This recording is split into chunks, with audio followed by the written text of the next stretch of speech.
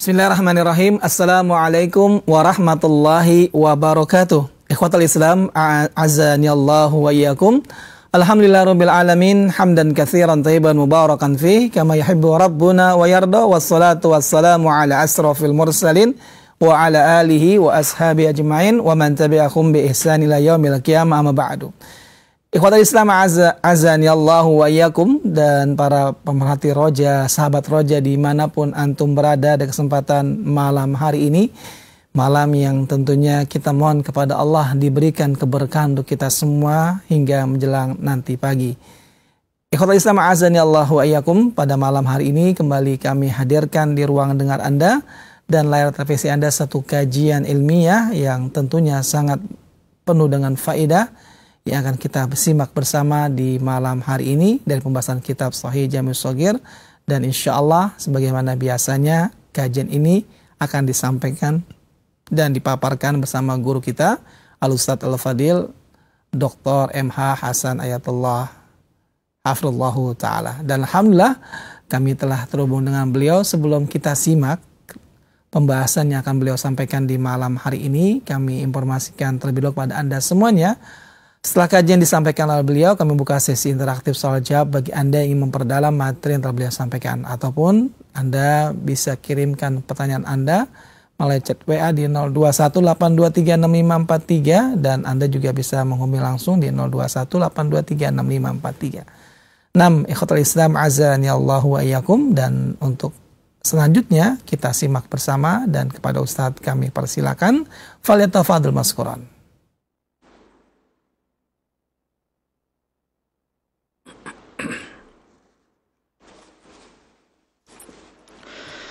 Bismillahirrahmanirrahim.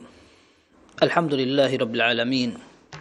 Wa bihi nasta'inu ala umuri dunya waddin. Wassalatu wassalamu ala al-mab'uthi rahmatan lil alamin. Nabiyyina Muhammad wa ala alihi wa sahabatihi wattabi'in wa man tabi'ahum bi ihsanin ila yaumiddin. Ya ayyuhalladzina amanu taqullaha haqqa tuqatih. Wa la tamutunna illa wa antum muslimun. Ya ayyuhan nasu taqu rabbakum alladhi khalaqakum min nafsin wahidah وخلق منها زوجها وبث منهما رجالا كثيرا ونساء واتقوا الله الذي تساءلون به والأرحام إن الله كان عليكم رقيبا يا أيها الذين آمنوا اتقوا الله وقولوا قولا سديدا يصلح لكم أعمالكم ويغفر لكم ذنوبكم ومن يطع الله ورسوله فقد فاز فوزا عظيما أما بعد. Kaum muslimin dan muslimat, pemirsa Raja TV, pendengar Radio Raja, dan seluruh kaum muslimin yang mengikuti pengajian malam hari ini, semoga yang akan kita pelajari bermanfaat dan kita tambah khusyuk, tambah dekat kepada Allah, dan semoga Allah mengampuni dosa-dosa kita. Kita ingin mempelajari dan meneladani kebiasaan para ulama dalam membangun ilmu mereka di atas hadis yang sahih. Ketika mereka memperjuangkan, menghafal sampai melakukan perjalanan yang jauh, sampai di antara mereka ada yang kencing darah ketika mempelajari hadis ini. Dinukil dari salah seorang ulama yang dikenal dengan Muhammad ibn Tahir, atau lebih lagi dikenal dengan Ibnul Qaisarani, wafat tahun 507 Hijriyah. Beliau mengatakan, bultud dam fi talabil hadithi marratain. Aku pernah kencing darah ketika belajar hadis sampai 2 kali. Marratan fi Baghdad wa ukhra fi Makkah. 2 kali itu, yang pertama sempat ketika di daerah Baghdad ketika aku melakukan perjalanan ke Irak. Yang kedua ketika aku melakukan perjalanan di Makkah. Beliau mengatakan, kuntu amshi hafiyan fi shiddatil har falahiqani dhalik. Aku sedang berjalan tidak menggunakan alas kaki, padahal musimnya lagi panas, sampai aku merasakan itu karena kepayahan sampai aku kencing darah. Beliau mengatakan, ma kuntu rakiban dabbatan fi talabil hadis. Aku tidak pernah naik kendaraan, aku jalan kaki. Wa kuntu ahmilu kutubi ala dhahri, dan aku mengusung buku-bukuku di atas punggungku. Jalan kaki di siang hari, kondisi panas, kemudian sambil mengangkat bukunya dan tidak menggunakan alas kaki. Maka beliau diuji oleh Allah dengan seperti itu. Dan beliau mengatakan, وَمَا كُنْتُ سَائِلًا أَحَدًا فِي طَلَبِي إِنَّمَا أَعِيشُ عَلَى مَا لَقِيتُ. Aku tidak pernah minta-minta selama aku belajar, sehingga aku hanya bertahan hidup dengan apa yang aku dapatkan. Ini perjalanan mereka belajar hadis sampai mereka bisa dikenang, didoakan kaum muslimin. Dan kita saat ini menikmati hadis-hadis ini untuk diamalkan dengan mudah. Ternyata para ulama berjalan, menghafal, kemudian memastikan riwayat yang mereka sampaikan otentik, terjamin, terjaga, dan tidak lemah. Maka semoga Allah Azza wa Jalla melimpahkan pahala yang banyak kepada para ulama dan memberikan kemampuan dan kekuatan kepada kita untuk mengikuti jejak mereka. Minimalnya kita ingin menjadi orang-orang yang akrab dengan hadis, yang mengajarkan hadis dan hidup bersama hadis Nabi sallallahu alaihi wasallam. Ikhwas sekalian, kaum muslimin dan muslimat rahimana wa rahimakumullah, kita akan membahas setidaknya 5 hadis atau beberapa hadis yang berkaitan dengan beberapa tema yang berbeda-beda. Yang pertama kita akan bahas tentang sedekah. Dan sedekah ini ada yang wajib dan ada yang sunnah. Ketika seseorang akan bersedekah, dan ini merupakan sebuah ibadah yang manfaatnya dirasakan oleh orang lain, akan tetapi seseorang tidak boleh imma berlebihan, memaksakan diri agar dia menjadi seorang dermawan, atau seseorang pelit, bakhil, tidak mau untuk mengeluarkan uang sepeser pun di dalam rangka ibadah kepada Allah Subhanahu wa taala, berbagi. Dia tidak mau untuk seperti itu. Maka disebutkan dalam Al-Qur'an, orang terpuji yang dikenal ibadur rahman adalah orang yang proporsional ketika menyumbang atau bersedekah di jalan Allah. Walladzina idza anfaqu lam yusrifu wa lam yaqturu wa kana baina dzalika qawama. Mereka yang apabila berinfak, bersedekah atau menggunakan uang ini di jalan yang benar dan yang kebaikan, mereka tidak berlebih-lebihan tapi tidak juga terlalu menahan, terlalu pelit, akan tapi mereka di antara keduanya ideal. Dan ini yang mahal, dan ini adalah sedekah yang paling istimewa. Ketika Nabi SAW pernah ditanya oleh para sahabatnya, ayyus sadaqati afdal, sedekah itu yang paling afdal apa? Nah, ini kita bahas. Dan seseorang salah ketika dia mendahulukan orang lain dalam nafkah, sementara orang yang menjadi tanggung jawab dia terlupakan. Yang lebih wajib untuk dia asuh, dia tanggung jawabin, ternyata dilupakan. Baik, hadis yang ke-27 dalam riwayat Hakim Ibn Hizam radhiyallahu an. Ini subhanallah, Al-Munawi rahimahullah dalam Faidul Qadir, beliau menukil ya dari beberapa buku referensi biografi para ulama. Beliau mengatakan Hakim Ibn Hizam yang meriwayatkan hadis ini adalah seorang sahabat yang panjang umur. Dikatakan beliau dilahirkan di dalam Ka'bah. Kemudian beliau ini umurnya panjang sampai 120 tahun, 60 di masa jahiliyah, 60 di masa Islam. Dan beliau meriwayatkan hadis ini untuk memberikan pelajaran. Ya. Beliau mengatakan bahawa Rasulullah SAW bersabda, ibda biman ta'ul. Ya, mulailah dari orang-orang yang menjadi tanggung jawab kamu. Ya, hadis ini diriwayatkan oleh At-Tabarani, yang disebutkan dengan huruf ta ba, artinya At-Tabarani dalam Al-Mu'jam Al-Kabir, dari sahabat Hakim Ibn Hizam. Dan sebenarnya hadis ini disebutkan juga dalam Sahih Bukhari dan Muslim. Nabi SAW ketika berbicara tentang sedekah yang baik, beliau mengatakan khairus sadaqati ma kana an dhahri ghina.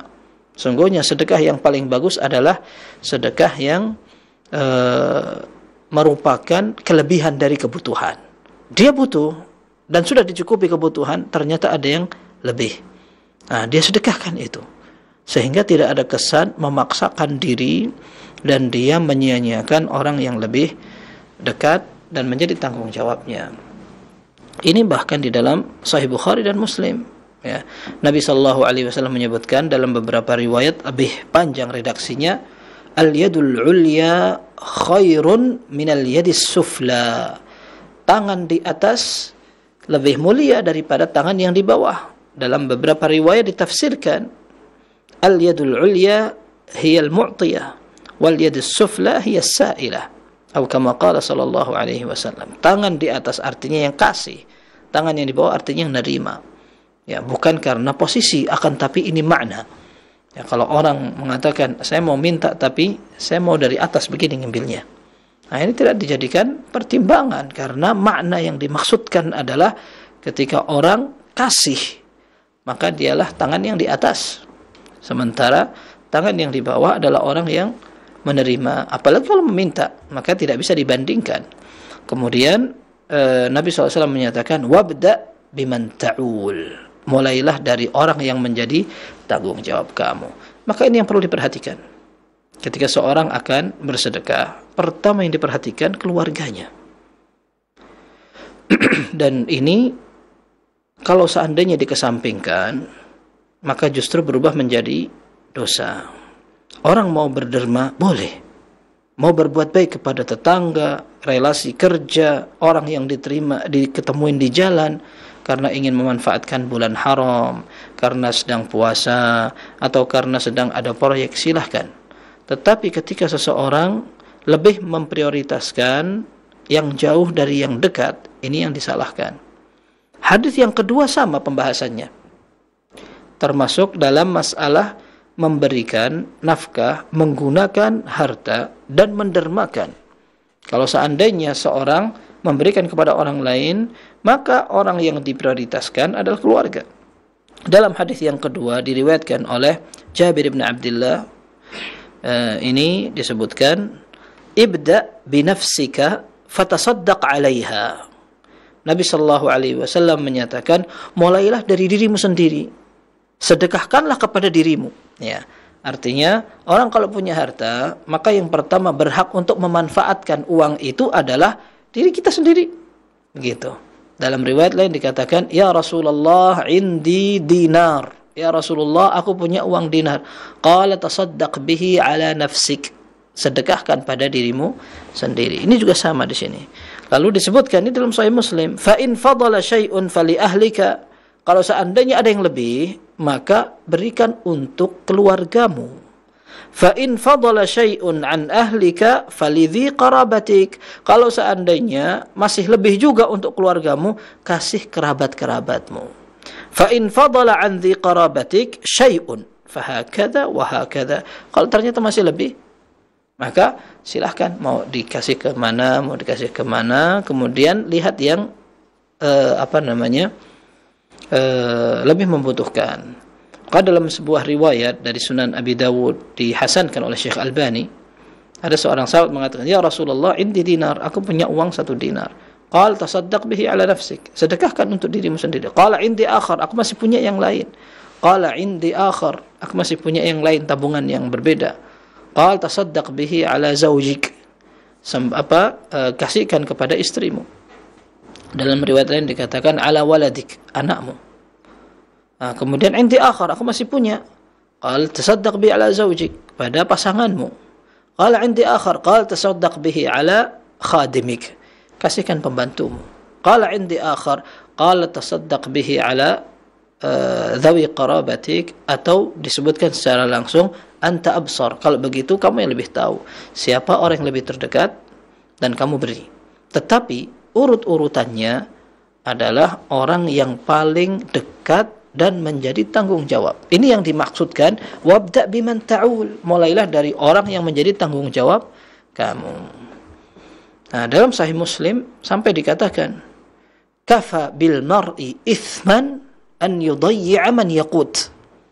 Cukuplah seorang itu berdosa ketika dia menyia-nyiakan orang-orang yang justru menjadi tanggung jawab, menjadi kewajiban dia. Dan subhanallah, terkadang seorang ketika berderma kepada orang lain, dia menyangka inilah kebaikan.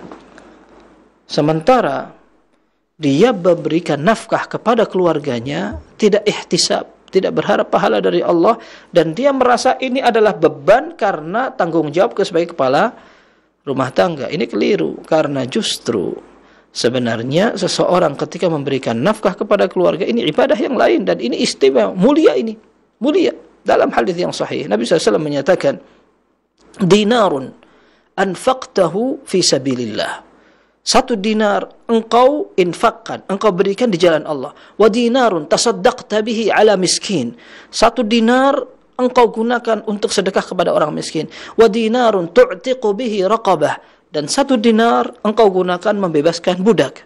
Wa dinarun anfaqtahu ala ahlik. Dan 1 dinar yang kamu berikan kepada keluargamu. Afdaluha ad-dinarul ladzi anfaqtahu ala ahlik. Yang paling afdal adalah dinar yang engkau berikan kepada keluargamu. Artinya kalau orang berfikir untuk sedekah umum, maka sudah selesaikah sedekah yang wajib itu? Ya, maka dalam beberapa riwayat yang sahih, Zainab, istri Abdullah bin Mas'ud radhiyallahu an, ketika mendengar Nabi SAW perintahkan untuk sedekah, maka dia mengatakan, ya Rasulullah, innaka amartana al-yawm bis sadaqah. Wahai Rasul, engkau hari ini memerintahkan kami untuk sedekah. Wa kana indi huliyun li. Aku punya perhiasan. Fa aradtu an atasaddaqa biha. Aku ingin sedekahkan itu.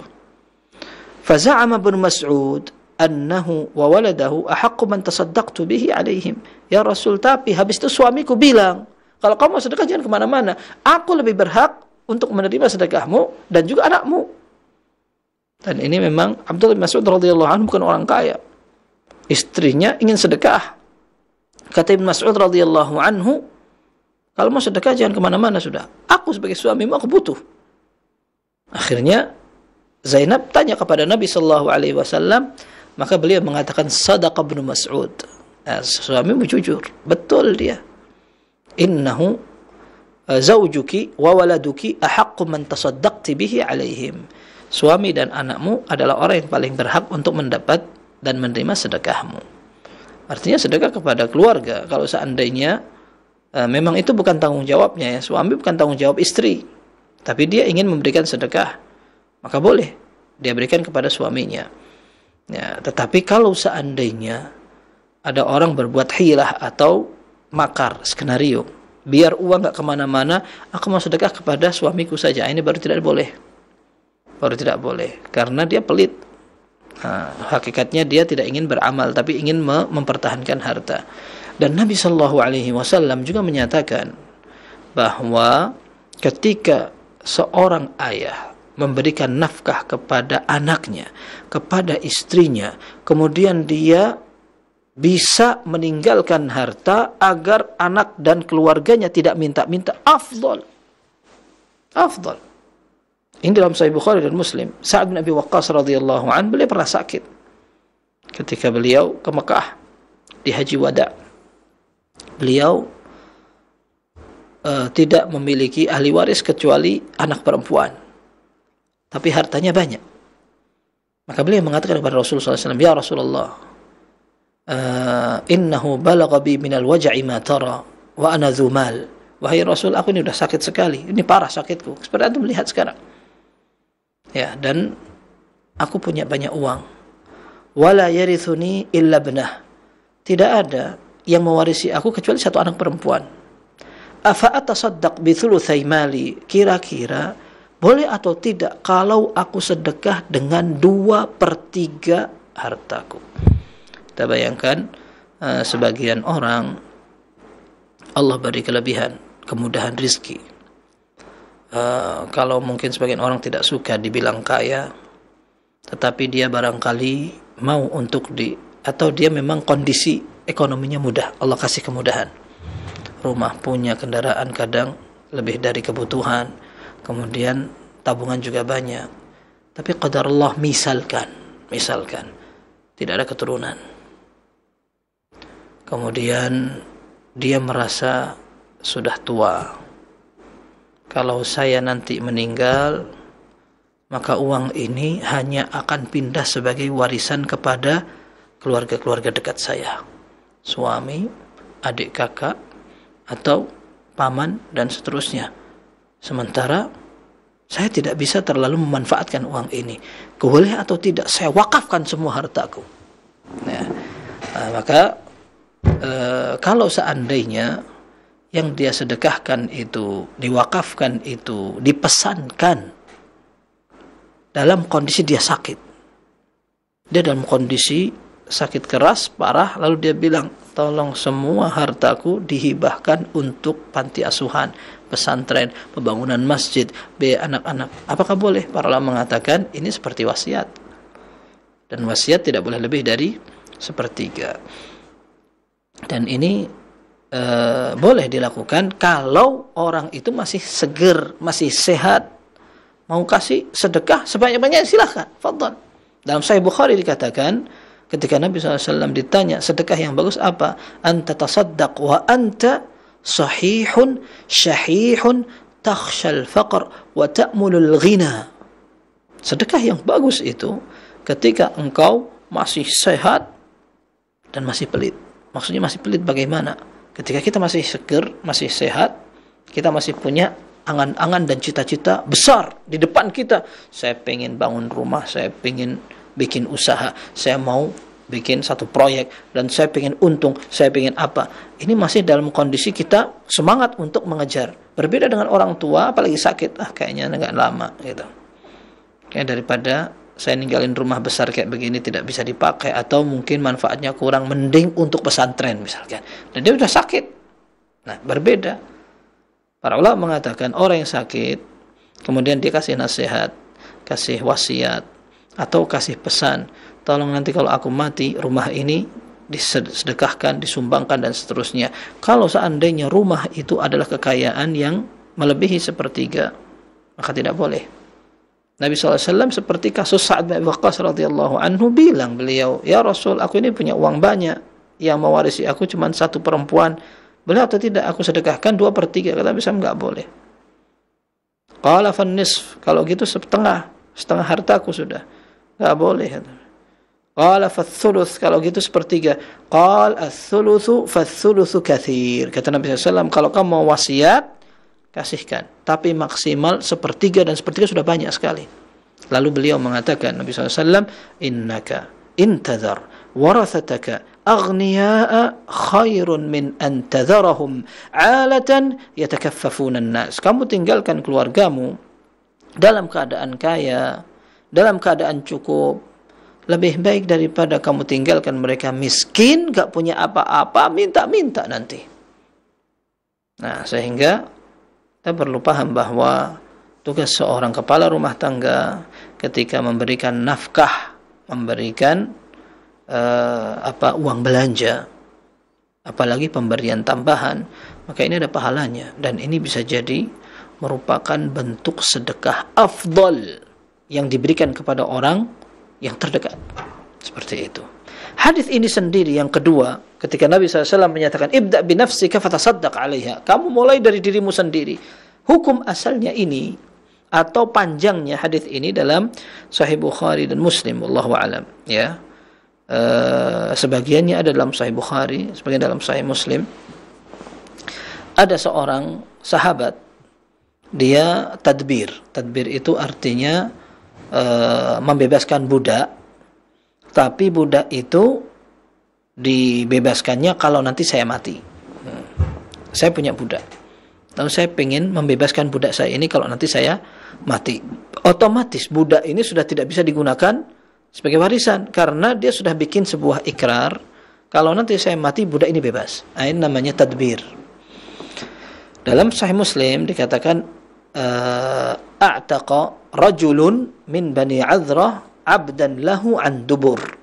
Ada seorang sahabat dari kabilah itu, Bani Azrah, dia membebaskan budak tapi dengan cara yang tadi itu. Nanti kalau saya mati, kamu bebas. Lam yakun lahu malun ghairuhu. Dia tidak punya uang kecuali itu, nggak punya harta dia. Punyanya cuma satu budak ini. Itu saja dipesankan, nanti kalau saya mati ini untuk sedekah, saya bebaskan dia. Maka Nabi SAW bertanya, hal laka malun ghairuhu, kamu punya uang lagi enggak selain ini? Punya harta lain? Qala la, enggak. Maka Nabi Shallallahu Alaihi Wasallam mengatakan kalau gitu nggak boleh. Ini nggak boleh. Kamu ketika mewasiatkan, itu kan sama artinya wasiat. Ya, memberikan wasiat, kalau nanti saya mati, maka budakku bebas. Nah, kata Nabi SAW, enggak, ini harus dijual. Karena ahli waris, dan dia sendiri ketika hidup juga butuh. Kenapa dia tidak mencukupkan kebutuhan dirinya, malah mau dijual budaknya? Maka Nabi SAW mengatakan, man yashtarihi minni. Ini budak, siapa yang mau membeli dari saya? Fashtarahu Nu'aim bin Abdullah. Ada seorang sahabat membelinya bithamani mi'ati dirham, dengan 800 dirham. Kemudian datang kepada Nabi SAW, lapor, kemudian ini uangnya. Maka Nabi SAW panggil yang punya budak tadi. Lalu dikatakan, nih ambil. Dikatakan, ibda' binafsika fatasaddaq alaiha. Kamu perhatikan dirimu. Ini uang hasil penjualan budakmu. Kalau mau sedekah, jangan mengorbankan diri. Ini kamu lebih butuh dengan uang ini. Kamu lihat kebutuhanmu, pakai dari uang ini. Fa in fadala syai'un fali ahlika. Kalau masih lebih, pakai untuk keluargamu. Fa in fadala syai'un an ahlika falidhi qarabatik. Kalau nanti lebih, baru untuk kerabatmu. Artinya, salah ketika seseorang berupaya untuk sedekah atau berderma kepada orang lain, tapi dia mengorbankan diri sendiri.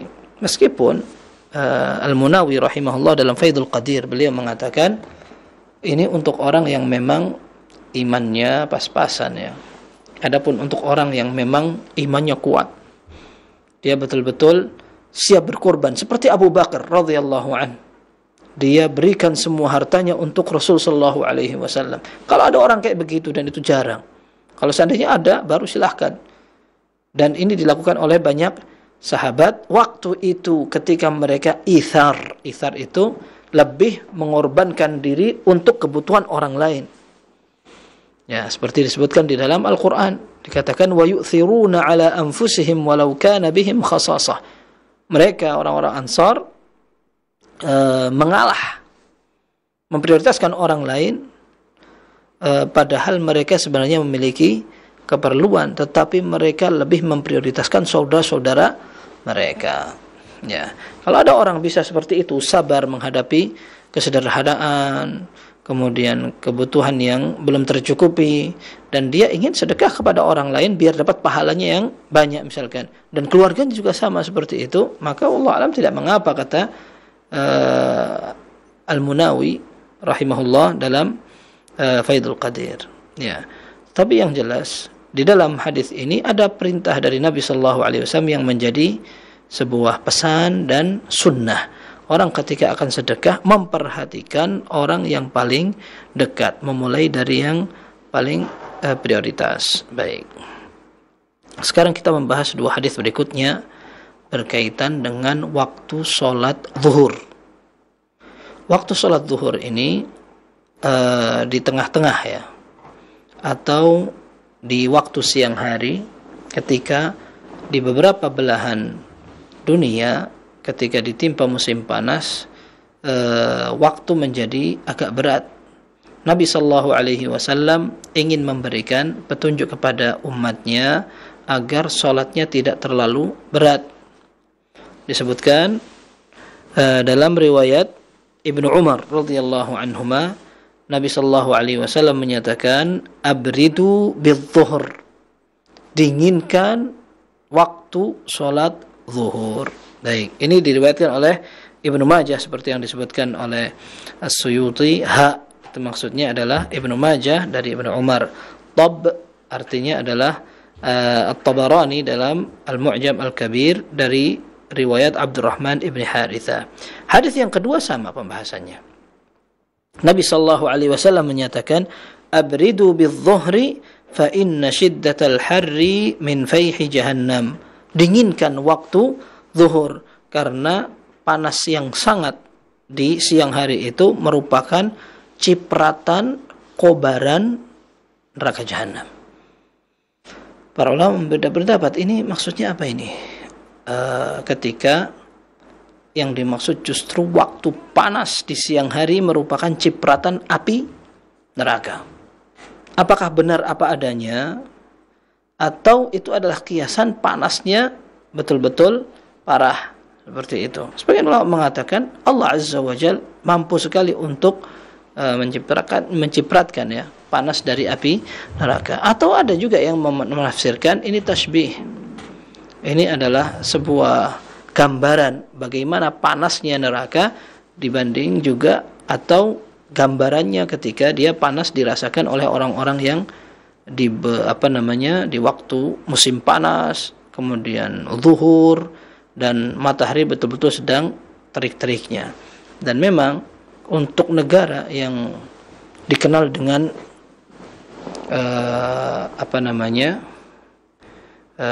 musimnya ekstrim sampai 50, bahkan sampai lebih dari itu, barangkali telur pun akan matang dengan panasnya itu. Dan kita merasa ketika keluar dari rumah di musim panas, kemudian berangkat menuju masjid, terasa bagaimana panas yang di luar itu.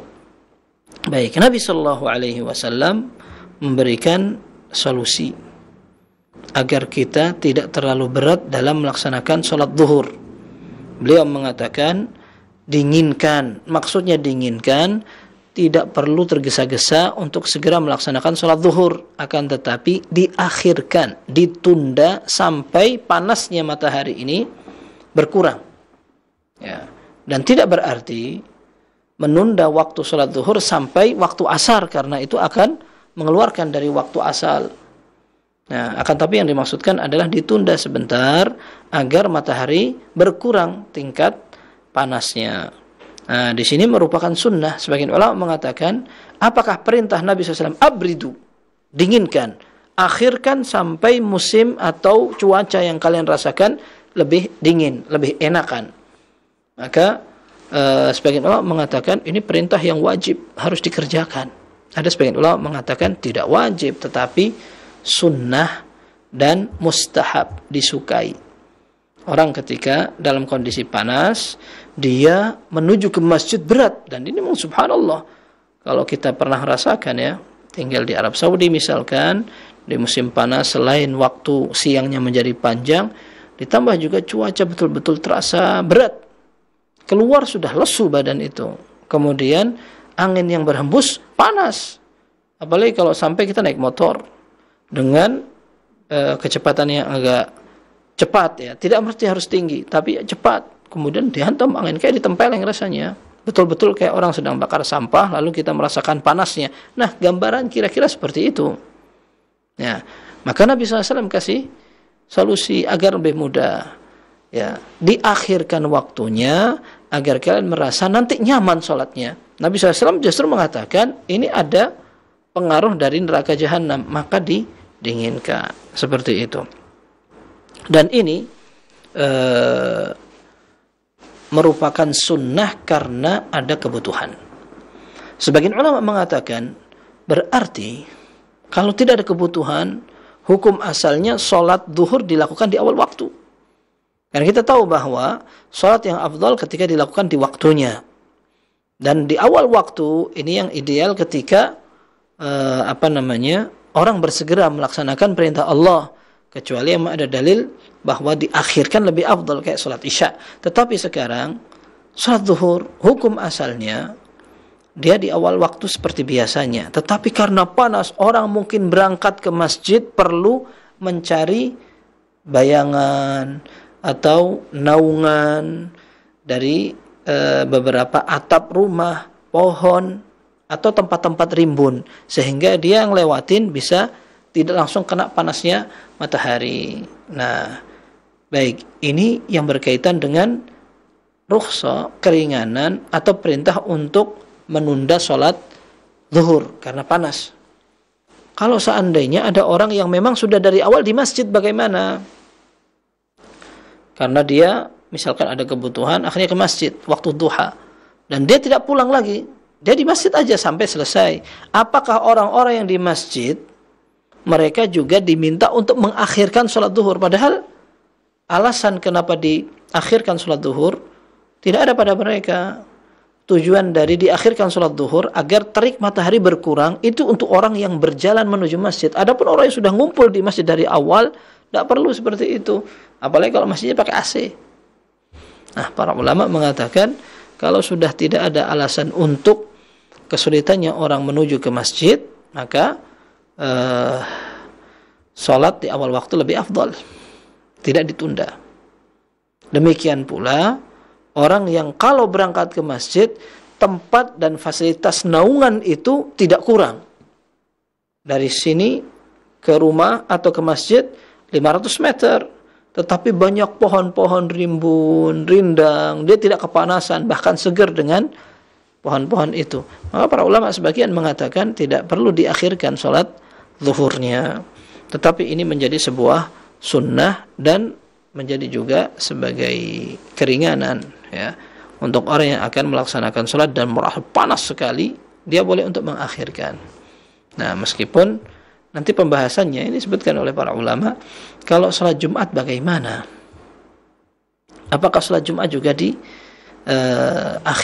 Nah, ini khilaf di antara para ulama, karena bisa jadi ketika seseorang sholat Jumat, datang awal ke masjid, kemudian disegerakan sholatnya, maka mereka segera selesai dari tugas, bisa segera pulang, dan panasnya di masjid mereka tidak rasakan. Tetapi kalau seandainya diakhirkan sholat Jumat, maka orang-orang yang datang awal akan semakin tersiksa. Di masjid mereka merasa capek, panas, nunggu khotib tidak datang-datang, dan seterusnya. Ini sehingga para ulama berbeda pendapat. Dan Jumat, wallahu a'lam, banyak mengatakan di awal waktu lebih afdal. Nah, baik, dan alhamdulillah, selain ini merupakan kemudahan dalam syariat, kita terutama orang Indonesia tidak sampai merasakan beratnya waktu yang sampai panas banget, ya. Kita ini di khatul istiwa atau garis khatulistiwa orang bilang kita itu. Nah, ketika dalam kondisi seperti itu, cuaca kita standar, tidak ada musim panas, tidak ada musim dingin, sehingga kita tinggal menikmati dan mensyukuri. Kok masih begitu, tidak sholat juga, ini kan kelewatan, begitu. Tapi kalau orang yang memang memiliki situasi seperti ini, boleh dia menunda sholat zuhurnya. Tapi kalau seandainya dia memang kesulitan, begitu. Baik, ini hadis yang ketiga dan keempat. Dan para ulama juga mengatakan, ini sholat asar pun kalau seandainya panas sekali bisa diakhirkan selama tidak sampai keluar waktu. Baik. Kemudian hadis yang kelima ini berkaitan dengan sejarah, ya, cerita tentang Ammar ibn Yasir radhiyallahu anhuma adalah keluarga yang pertama-tama masuk Islam, dan ibu dari Ammar radhiyallahu anhu termasuk syahidah pertama, orang yang syahid ketika memperjuangkan Islam sampai ditusuk oleh orang-orang kafir dan mati ketika memperjuangkan Islamnya di awal-awal ketika kaum muslimin sangat sedikit, minoritas, dan disiksa berkali-kali. Nah, ini ibunya namanya Sumayyah. Beliau termasuk orang yang wafat di awal-awal. Ammar ibn Yasir radhiyallahu anhuma sampai waktu itu tidak sadar karena kerasnya siksaan. Kemudian sedih sekali, orang tuanya sampai ditusuk sampai meninggal. Maka dia sempat mengeluarkan kata-kata yang seolah menuruti permintaan orang-orang kafir. Lalu Allah Azza wa Jalla turunkan firman Allah, illa man ukriha wa qalbuhu mutmainnun bil iman. Orang-orang yang mengucapkan kata-kata seperti kufur dan semacamnya, tetapi dia terpaksa, maka ini tidak ngefek, imannya tetap sempurna insyaallah, kecuali kalau ada orang yang mengatakan kata-kata kufur akan tapi dia bebas, tidak terpaksa, bahkan ini dari keinginan dia sendiri. Ini yang berbahaya. Baik, Ammar ibn Yasir radhiyallahu anhuma, ketika disebutkan hadis ini, abshir Ammar taqtuluka al-fi'atul baghiyah, ya, wahai Ammar, ini istilahnya terjemahan bebasnya, Ammar, kamu akan dibunuh oleh kelompok orang-orang yang zalim, ya, engkau akan dibunuh oleh kelompok orang-orang yang zalim. Ya, ini kejadiannya ketika Nabi Shallallahu Alaihi Wasallam membangun Masjid Nabawi. Awal-awal ke Madinah, maka Nabi Shallallahu Alaihi Wasallam membangun Masjid Nabawi. Para sahabat rata-rata mengambil satu batu.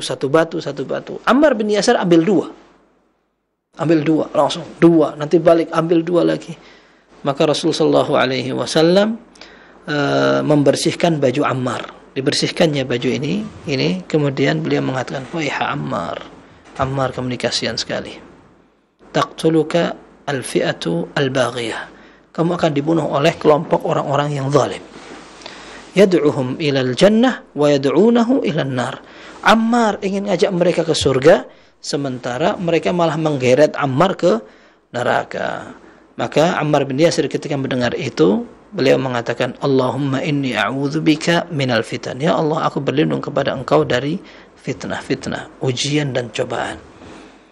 Subhanallah, ini merupakan salah satu tanda kenabian. Nabi SAW mendapatkan wahyu.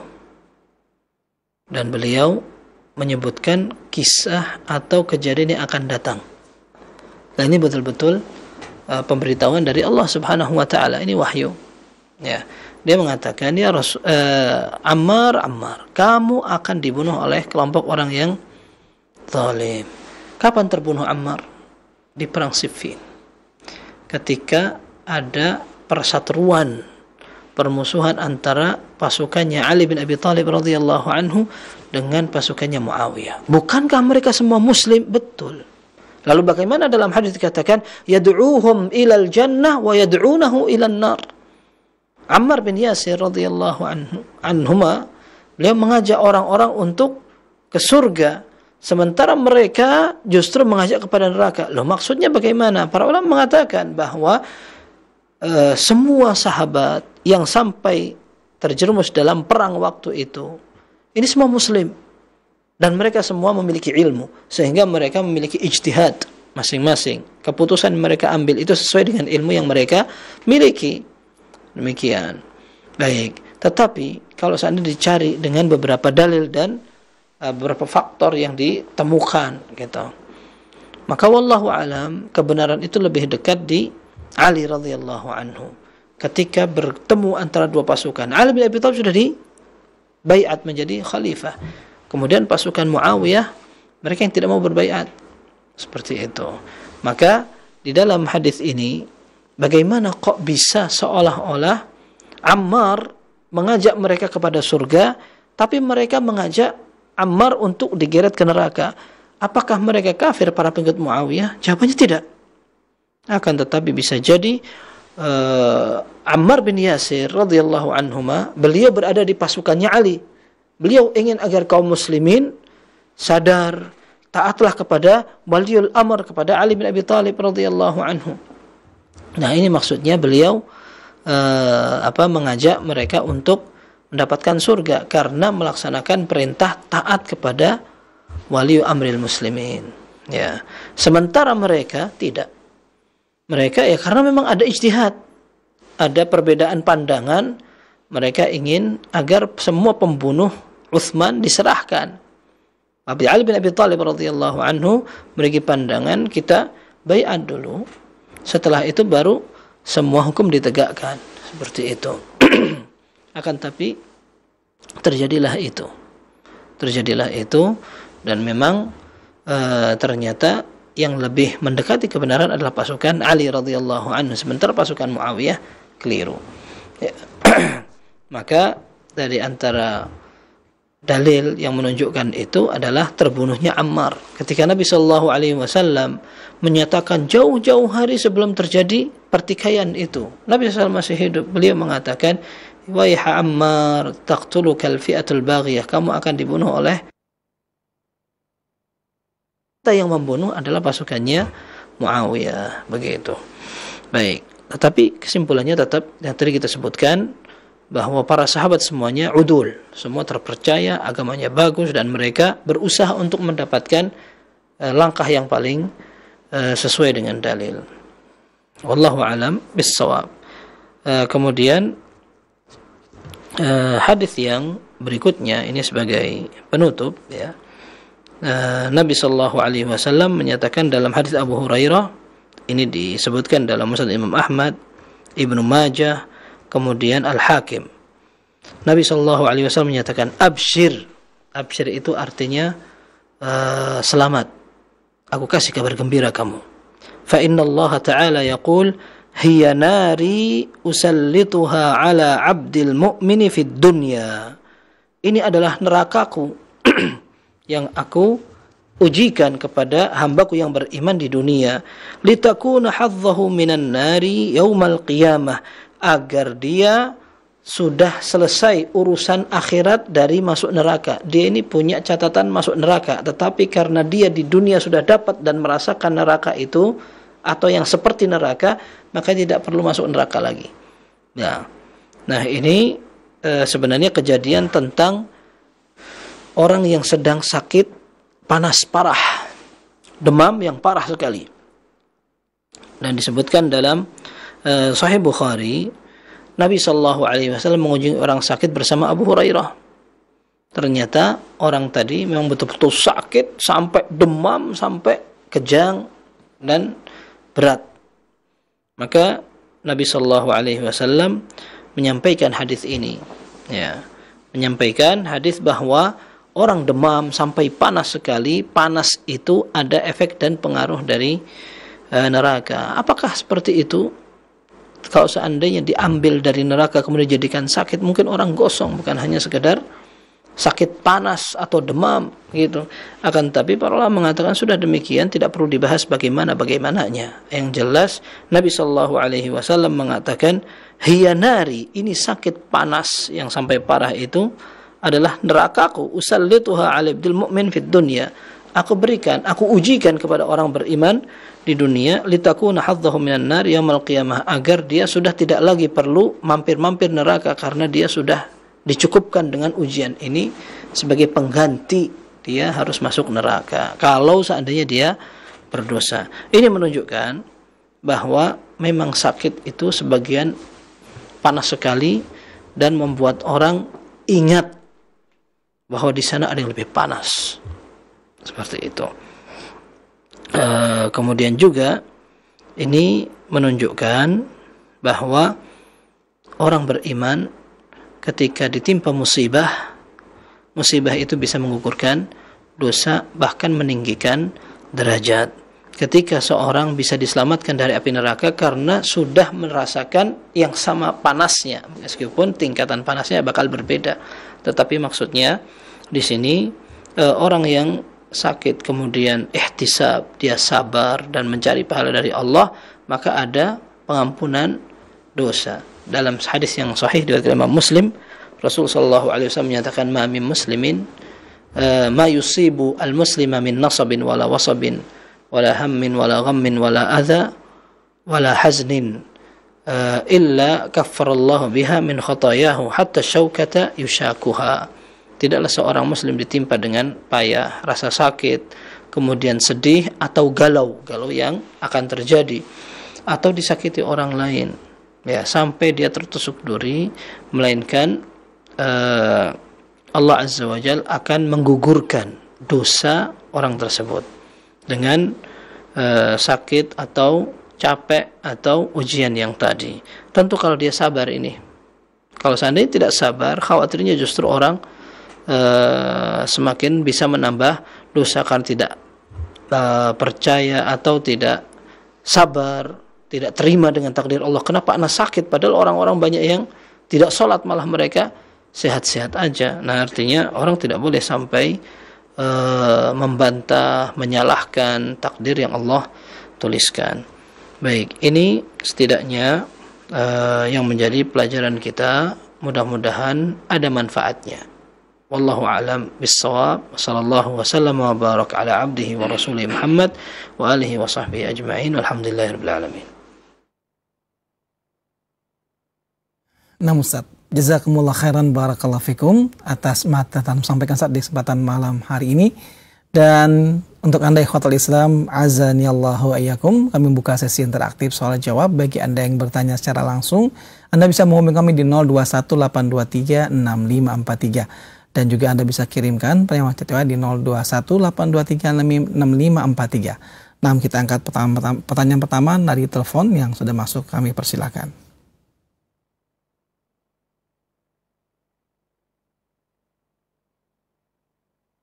Ya, silakan.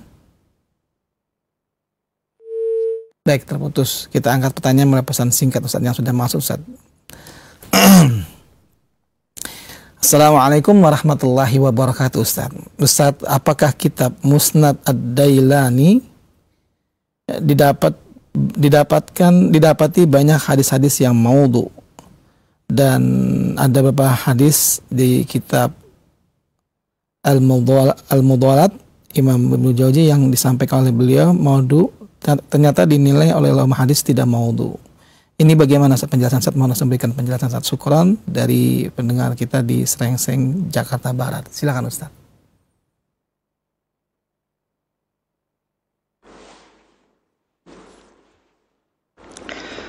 Baik, disebutkan di dalam buku mustalah seperti Tadribur Rawi karya As-Suyuti, ya.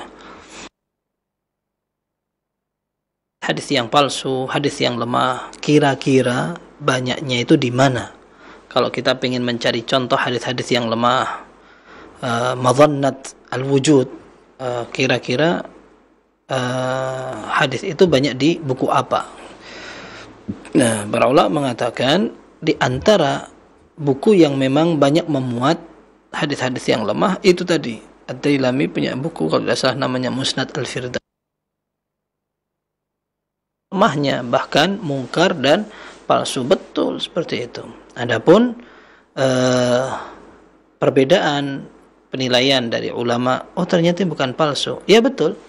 Ya, tidak dikatakan bahwa Musnad Al-Firdaus isinya adalah hadis palsu semua, tetapi banyak yang lemah sekali sampai palsu gitu.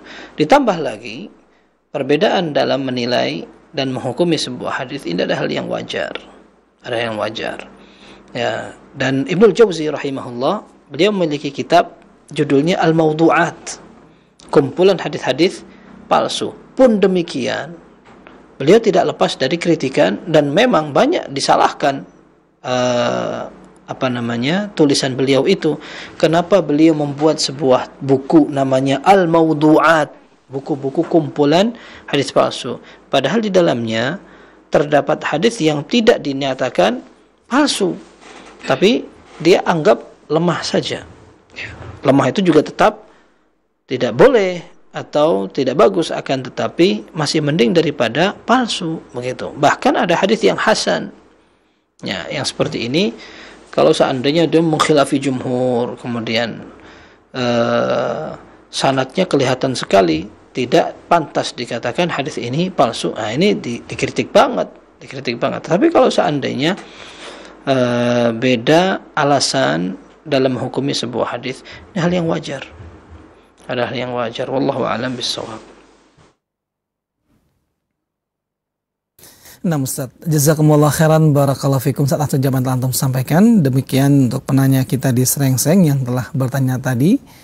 Kita angkat kembali pertanyaan berikutnya. Kami persilakan kepada Anda ikhwatul Islam azanillahu ayyakum di 0218236543. Ya, silakan. Iya, Assalamualaikum. Waalaikumsalam warahmatullahi wabarakatuh. Dengan siapa Umu dan berada di mana? Umu Dimas di Batam. Ya, silakan Umu Dimas. Begini Ustaz.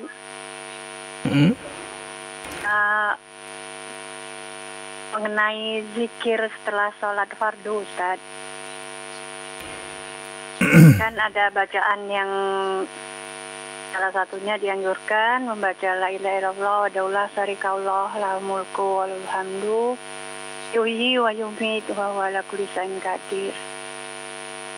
Waktu itu saat sholat subuh dan sholat maghrib banyak 10 kali. Nah, itu apa hadisnya bagaimana Ustaz ya? hadisnya tuh daif apa? Soalnya saya ada mendengar dari salah satu TV dakwah, Ustaz ini mengatakan itu hadisnya daif dan nggak ada seperti itu. Jadi kalau saya yang sudah biasa melakukan itu sudah bertahun-tahun, lantas saya mendengar itu, saya tetap melakukan, sebaiknya saya tetap melakukan atau menghilangkan, tidak melakukan. Baik. Itu, Ustaz. Cukup ya, Terima Bu. kasih, Ustaz. Ya. Assalamualaikum warahmatullahi wabarakatuh. Waalaikumsalam warahmatullahi wabarakatuh. Dan kepada Ustadz kami persilakan untuk menjawab. Silakan Ustadz.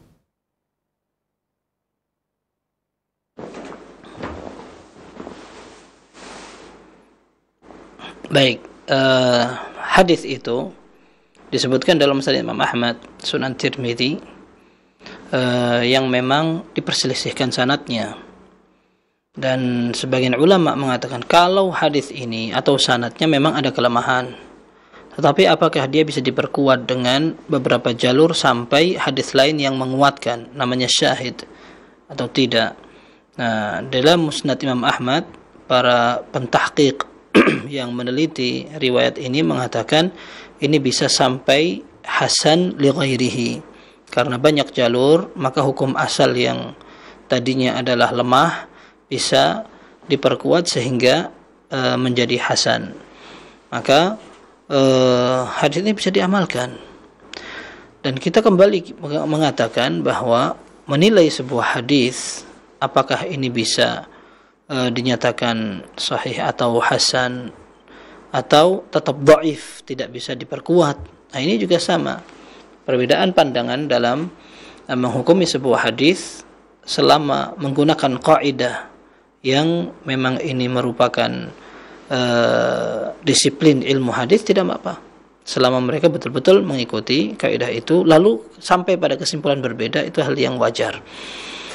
Dan kita sebagai seorang yang awam tidak terlalu ahli dalam mengetahui sebab kelemahan atau kesahihan hadis, maka kita bisa untuk mentaklid atau bertaklid kepada seorang alim yang kita percaya.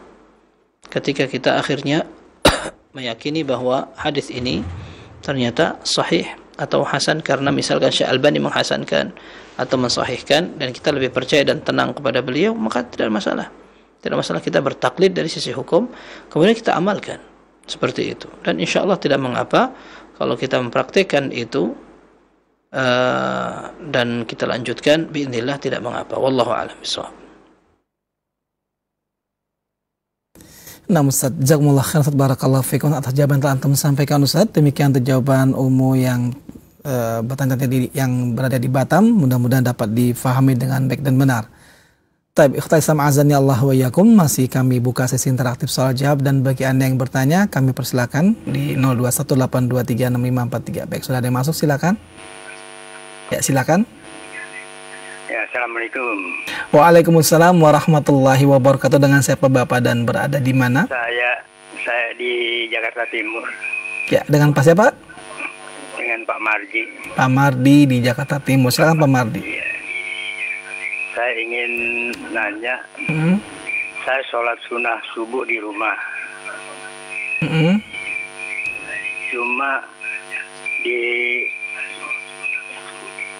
Cuma masih ada kedengaran azan di masjid-masjid, itu enggak?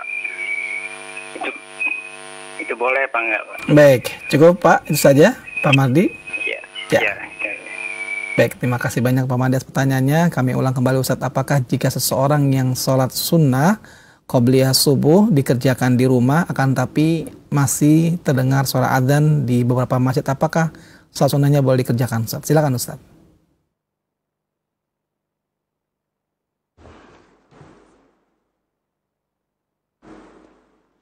Baik, wallahu alam boleh. Ya.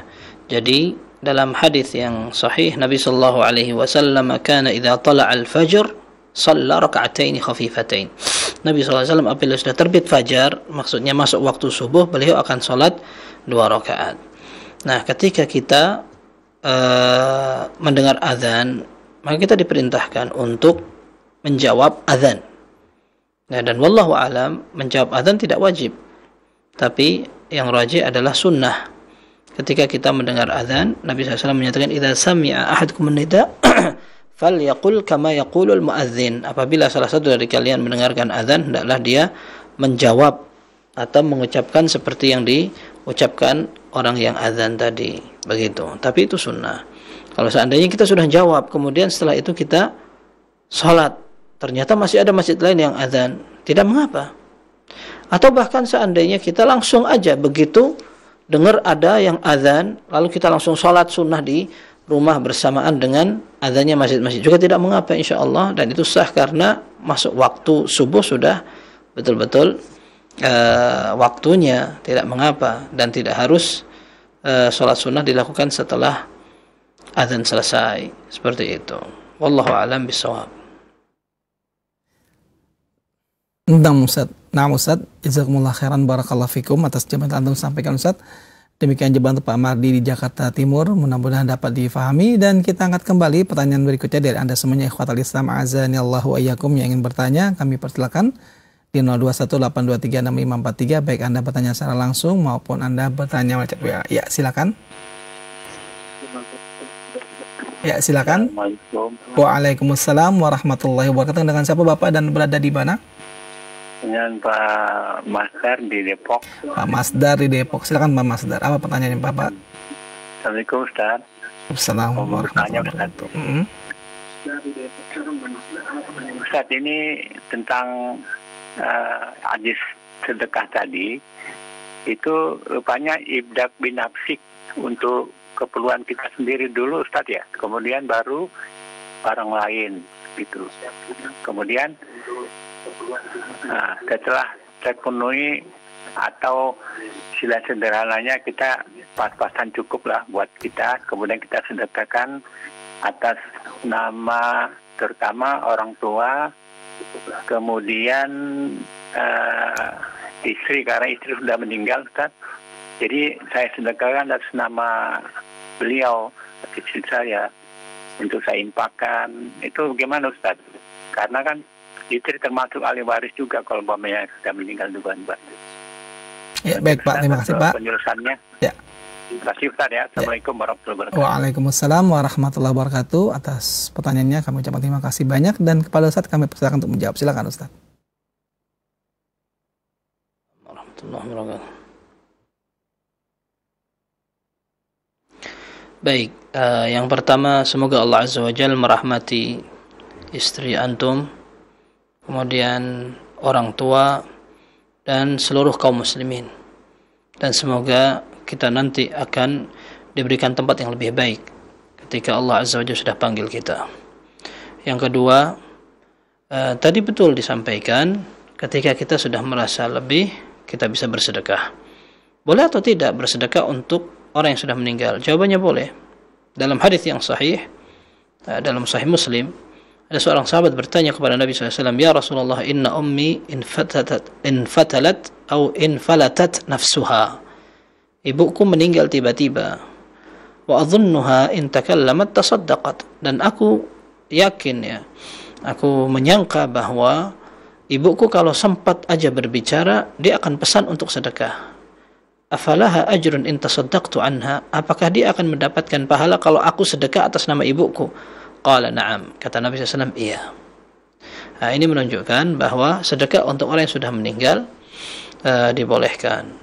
Maka tidak mengapa kita bersedekah atau jariyah seperti orang sekolah atau sedekah lainnya, bangun masjid dan semacamnya, kalau seandainya kita niatkan untuk orang yang sudah meninggal, entah itu keluarga atau orang yang lain, seperti itu boleh. Kalau tadi antum bilang istri adalah ahli waris, bukan ya, ahli waris itu orang yang masih hidup ya. Bahkan dalam ilmu waris dikatakan waris itu tidak akan diberikan sampai betul-betul yang mewariskan sudah meninggal dan yang akan mewarisi betul-betul masih hidup. Sudah betul kelihatan bedanya ahli waris masih hidup dan orang yang mewariskan sudah meninggal. Kalau sama-sama meninggal bagaimana? Seandainya ada kecelakaan kakak adik, masing-masing kakak adik ini punya anak gitu. Nah, kemudian kakak adik naik mobil, kemudian kecelakaan, ceder. Kakaknya yang pertama meninggal, Nggak lama adiknya nyusul. Nah, masing-masing dari dua orang ini memiliki harta. Dan dua-duanya memiliki hak untuk saling mewarisi. Berarti orang yang meninggal belakangan, dia berhak mewarisi orang yang meninggal duluan. Tapi tidak kebalikan. Ya, tidak kebalikan. Orang yang sudah meninggal duluan akan mewarisi orang yang masih hidup. Tidak, ini kebalik. Jadi para ulama mengatakan warisan akan diberikan manakala ahli waris masih hidup. Ahli waris masih hidup, kemudian betul-betul yang mewariskan ini sudah meninggal. Seperti itu, wallahu a'lam.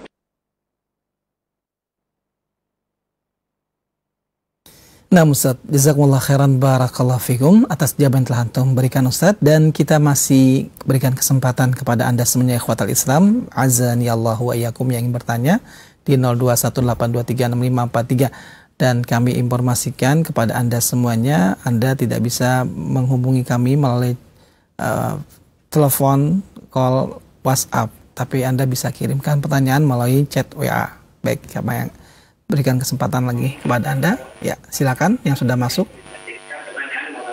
Ya, silakan. Ya, silakan. Assalamualaikum. Waalaikumsalam warahmatullahi wabarakatuh. Dengan siapa Ibu dan berada di mana? Saya Ibu Warti. Ya, di mana Ibu Warti? Silakan Ibu, mohon mendengarkan lewat telepon saja. Biasa dimatikan suara televisinya biar tidak membingungkan karena agak delay. Ya, silakan. Saya di Gunung Putri. Ya, silakan. Mau bertanya begini Ustadz. Ada yang seseorang yang sudah meninggal dan masih meninggalkan hutang. Terus kita menasihatin ahli warisnya untuk menyelesaikan hutangnya. Tapi ahli waris tersebut tidak mau menyelesaikan. Kalau ditanya dia bilang si almarhum ini sudah tenang di sana, didoakan oleh anak-anaknya. Apa betul gitu? Ya, apa baik. Benar gitu? Baik, cukup Ibu Marti atas pertanyaannya, cukup Bu ya. Cukup, baik, terima kasih banyak Ibu atas pertanyaannya. Ya, baik, kami persilakan kepada Ustaz menyampaikan jawaban. Silakan Ustaz.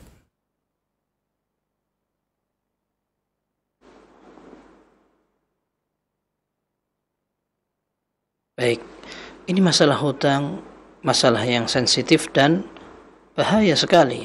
Nabi SAW berdoa kepada Allah, Allahumma inni a'udzubika minal ma'thami wal maghram. Aku minta perlindungan kepada Engkau ya Allah dari dosa dan hutang. Nabi SAW menyatakan yughfaru likulli syai'in, yughfaru lisyahidi kullu syai'in illa ad-dain. Dalam Sahih Muslim dikatakan orang yang mati syahid saja akan diampuni segala dosanya kecuali satu, utang. Jadi kalau orang sudah meninggal mati syahid, ternyata masih ada keterikatan dengan hutang, maka urusannya tidak gampang. Dalam hadis yang sahih dari riwayat Abu Qatadah Al-Laythi radhiyallahu an, dulu di zaman Nabi SAW ada seorang sahabat yang wafat. Maka para sahabat memandikan, mengurus jenazahnya, kemudian dibawa menghadap Nabi SAW untuk disolatin. Dalam hadis itu dikatakan fakhata khuta, maka Nabi SAW berjalan beberapa langkah, sudah hampir nyolatin, nggak jadi. Beliau bertanya, a'alaihi dain, apakah jenazah ini punya hutang? Qalu ya Rasulullah dinaran, dia punya utang 2 dinar. Maka Nabi SAW nggak jadi sholat. Beliau mengatakan, sallu ala sahibikum, sholatlah untuk saudara kalian, aku nggak mau nyolatin. Ini orang punya utang kok aku mau sholatin, enggak, penuhin dulu. Akhirnya Abu Qatadah radhiyallahu anhu mengatakan, ya Rasulullah ad-dinarani alayya, aku yang tanggung 2 dinar itu, nanti aku yang bayar. Kata Nabi SAW, qad bari'a haqqul gharim wa bari'a minhum al-mayyit. Artinya orang-orang yang menghutangi dia sudah tercover ini hak mereka, dan si mayit ini sudah tidak nanggung lagi. Iya ya Rasul, kata Abu Qatadah. Ya sudah, akhirnya Rasulullah SAW menyolatkan. Besoknya ketemu Abu Qatadah radhiyallahu anhu dengan Nabi SAW.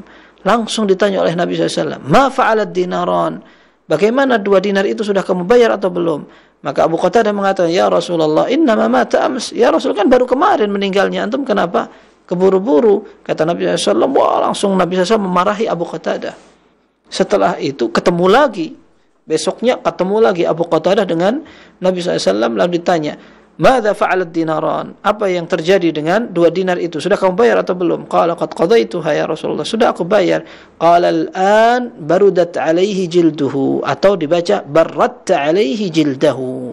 Sekarang ini si mayit dingin kulitnya, atau engkau telah mendinginkan kulit si mayit setelah hutangnya dibayar. Berarti selama belum dibayar, maka dia bisa dibakar dengan tanggungan hutang itu.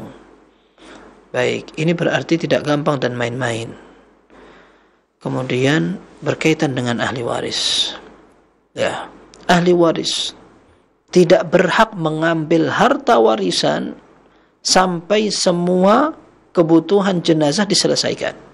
Para ulama mengatakan, sebelum warisan dibagi, yang harus ditunaikan adalah pengurusan jenazah.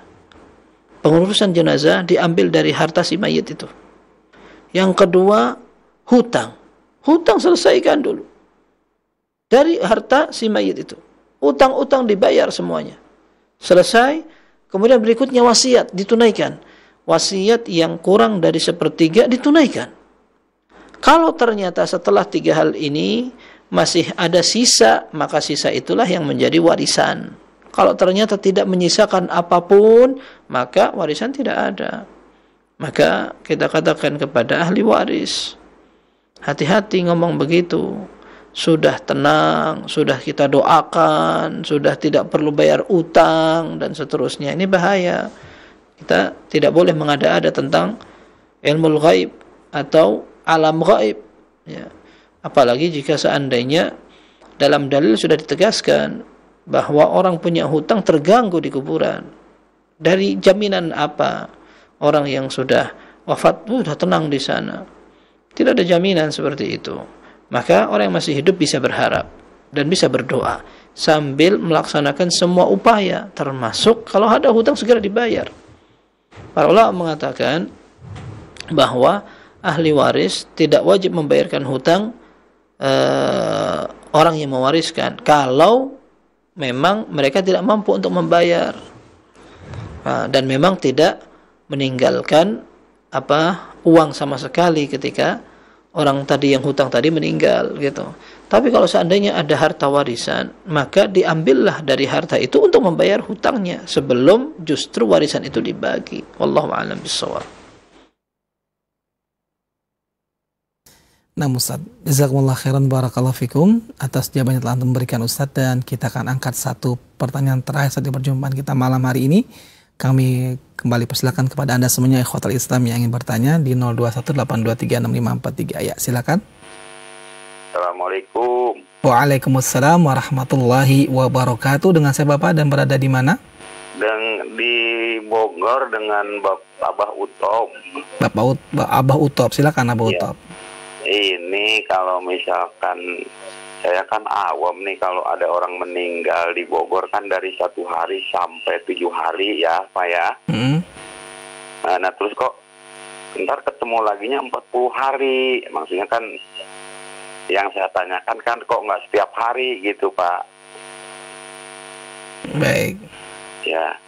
Cukup Cuman Pak. itu aja Pak yang saya tanyakan Pak. Mohon penjelasannya Pak ya. Assalamualaikum. Baik, waalaikumsalam warahmatullahi wabarakatuh. Terima kasih atas pertanyaan Abah Utop, dan kami persilakan kepada Ustaz untuk memberikan jawaban. Silakan Ustaz. Warahmatullahi wabarakatuh. Baik, di antara hak sesama muslim yang perlu ditunaikan oleh saudara muslim lainnya ketika dia meninggal, kita urus jenazahnya. Para ulama mengatakan bahwa pengurusan jenazah itu merupakan fardu kifayah. Tetapi kalau tidak ada yang ngurus sama sekali, maka semua dosa. Kemudian yang kedua, hal yang dicontohkan oleh Nabi Shallallahu Alaihi Wasallam itu adalah ibadah yang sudah pasti bermanfaat.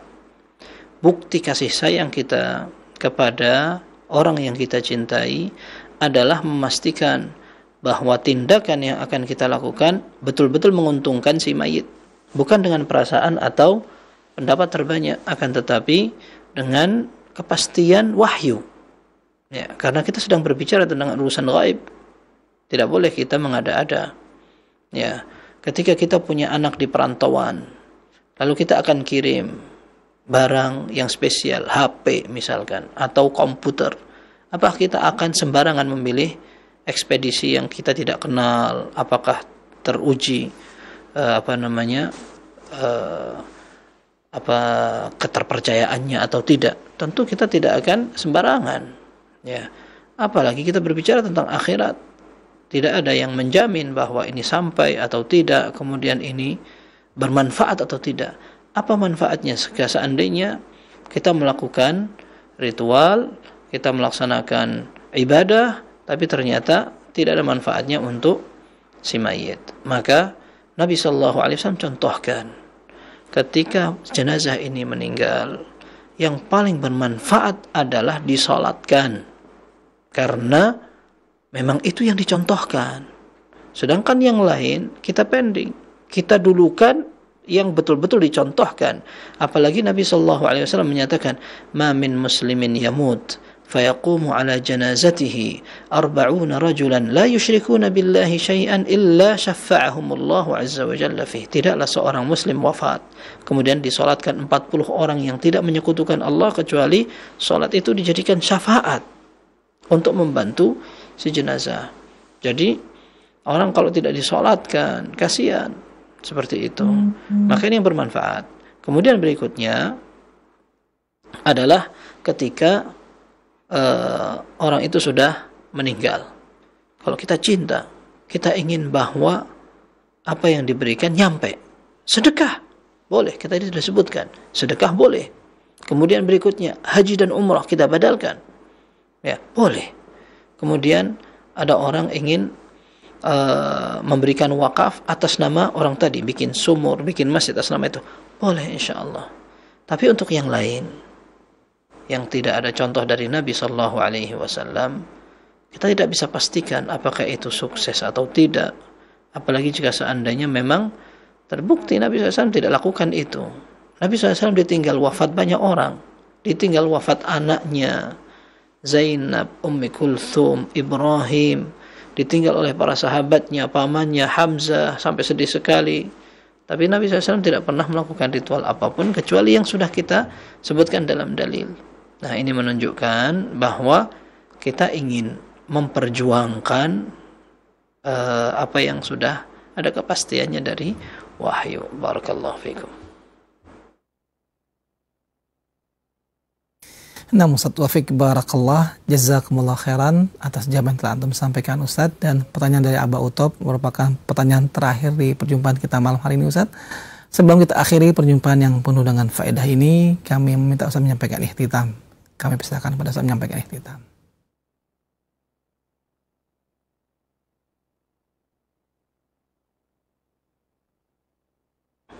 Baik, kita tutup dengan sebuah pernyataan yang pernah disampaikan oleh Syekhul Islam Ibn Taimiyah rahimahullah dalam Majmu' Fatawa.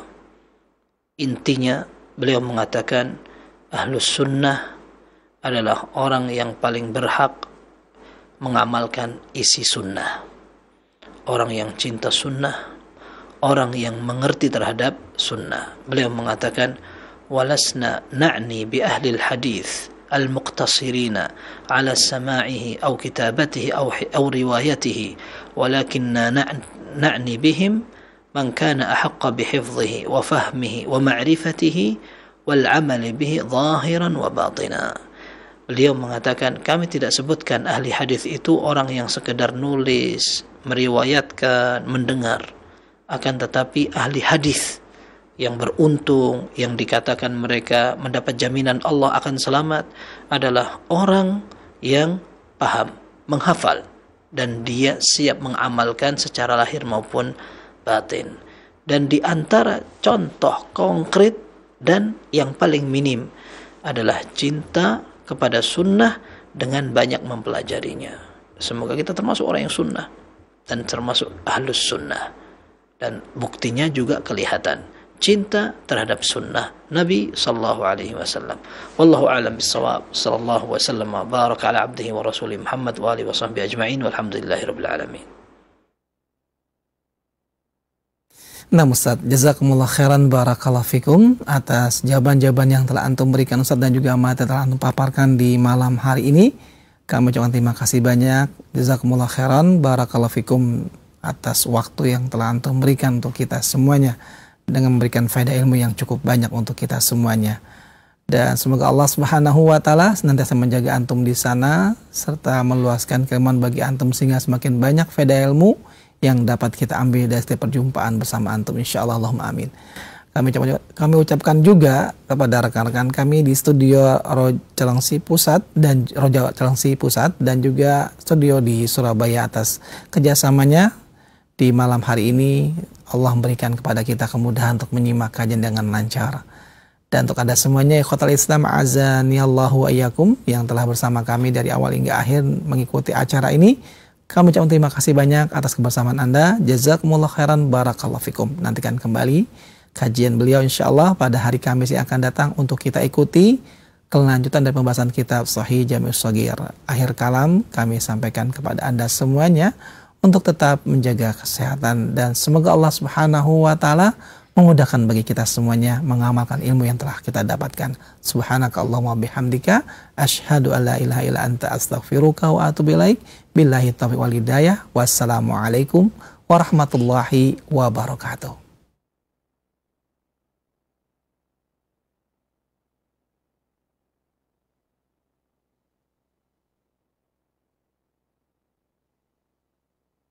Radio Roja Bogor 100.1 FM, Radio Roja Majalengka 93.1 FM, Radio Roja